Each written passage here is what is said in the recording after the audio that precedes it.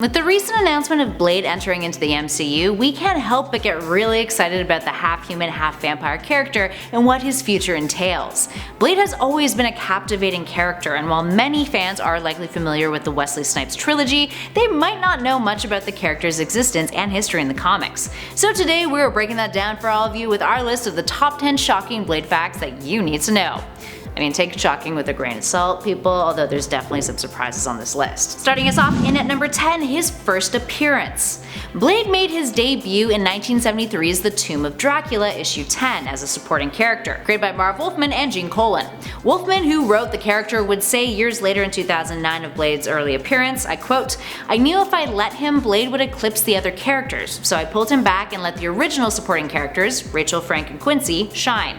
I also wasn't happy with my Blade dialogue, so I pulled him out of the book for a while, I think almost a year, and when I brought him back I played him a bit straighter. The early Blade dialogue was cliche Marvel Black dialogue. Later on I tried to make it more real, but it took growing up as a writer." Now, Blade's first solo story wouldn't come until a year later in 1974 in the black and white horror comic Vampire Tales issue 8, in which he starred in an 11-page feature penned by Wolfman yet again. Up next at number 9, his inspiration. Speaking of his debut, let's talk a little bit about where the inspiration for the character came from. Blade's features, according to Colan, was constructed from a composite of black actors, including Jim Brown, an NFL star turned actor who is considered to be one of the best American football players of all time. Colan would also state in 2003 that, I quote, "Marv told me Blade was a black man and we talked about how he should dress and how he should look.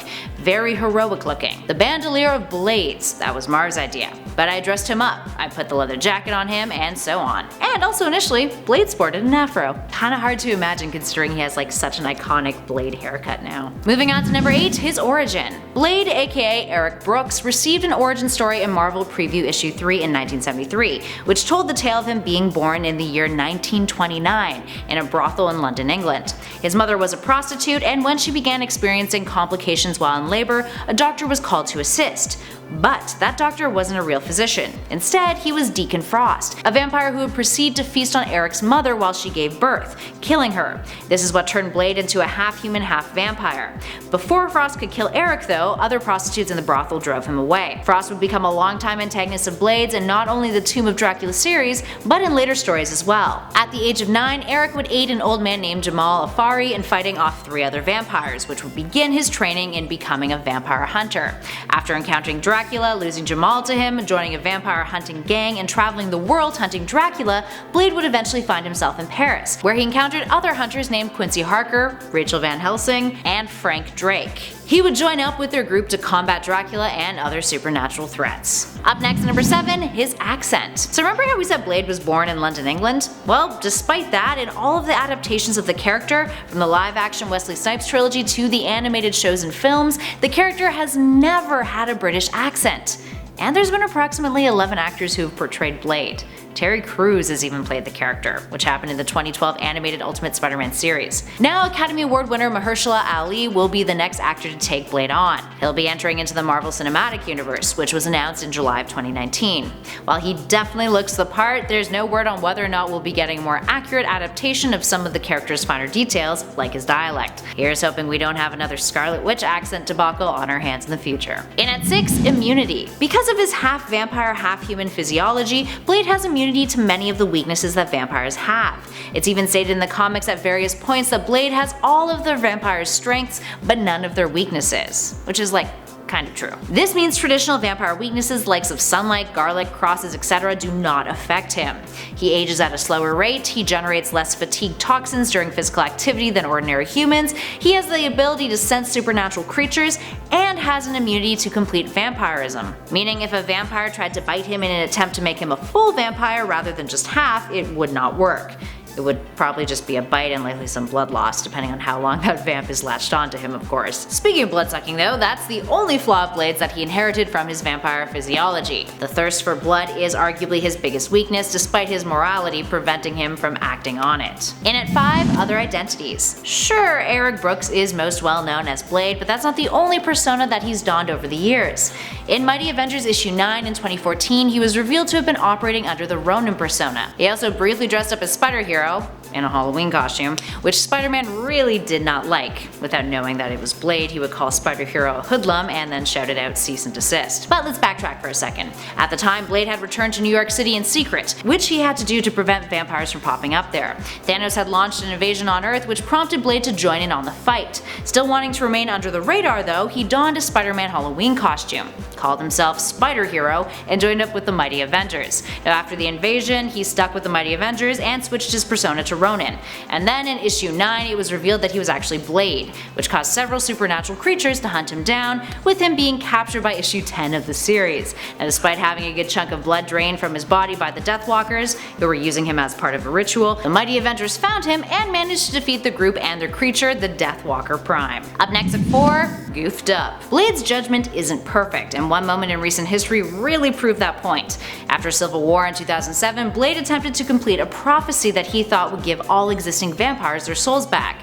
But oh boy was he wrong. Turns out completing the prophecy did something significantly worse. Every vampire that had previously died was brought back into existence, and as you can imagine, Blade did not take that overly well. That ended the run of the 5th volume of the series, with the character then moving on to appear in Marvel Comics Presents Volume 2, where he led a group of superhuman black ops funded by the government called the Vanguard. Speaking of, in at number 3, Government Connections. Blade rubbing shoulders with the US government to lead the Vanguard isn't the only time that he's cooperated or worked for the government.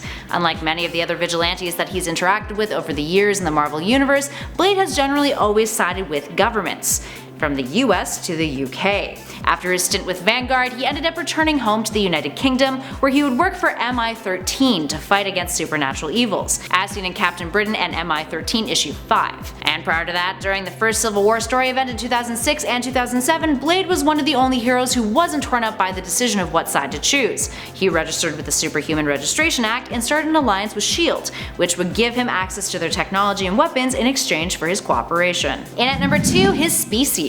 Blade isn't just a vampire who can walk in the daylight. There's a specific species of vampire that he falls into, and it's called a Dhampir. Hailing from Balkan's folklore, Dhampirs are the offspring of a vampire and a human, with most stories generally featuring a male vampire and a female human. Gotta love tropes. The word can be loosely translated into vampire son, with Dhampirs generally being male offspring and Dhampirica being female offspring. And this isn't entirely fictional, might I add. There's actually a woman in Serbia, a widow, who blamed her pregnancy, her real-life pregnancy, on her deceased husband, claiming he had become a vampire and returned to her after his transformation. There's even been cases of dudes in Serbia who have claimed that they were vampires in order to swoon women. So the term isn't an entirely obscure one over there. Anywho, Dhampirs in fictional works appear as normal members of the community, blending in and often pursue a career in vampire hunting. Blade is the most well-known and recognizable Dhampir in pop culture to date, but often, including in the initial film adaptations, he's more commonly referred to as a daywalker. And last but not least, in at number 1, the lawsuit. Sometimes comic creators don't get along with the publishers they work with, generally thanks to issues over ownership. Such is the case with Marv Wolfman, who in 1997 launched a lawsuit against Marvel Characters Inc. over the ownership of his characters, which included Blade. Wolfman claimed that he had not signed work-for-hire contracts when he created characters for Marvel.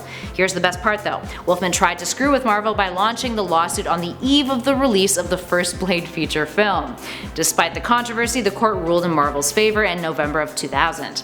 This was largely due to the lack of physical evidence, which later in an interview Wolfman would address, saying, I quote, "The only physical evidence that I did not have was the page on Blade, and that's because I always threw away the stuff once it was used. I had the script on Janice because that was never printed. I had my fanzines which had Nova in it. I had my copyright papers. I had everything but a one-page piece on Blade. Since the trial, as you know, was not on Blade but a number of characters, I had everything but one piece."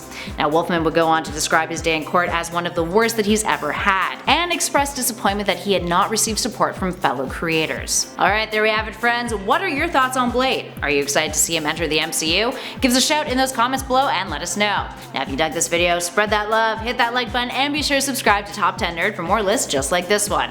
In the meantime though, thanks for watching friends. I'll catch you all in the next video.